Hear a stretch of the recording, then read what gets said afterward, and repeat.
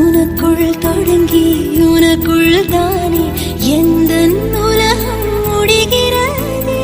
உன்முகம் பார்த்து ரசித்திடத்தானே எந்த நாட்கள் விடுகிறதே.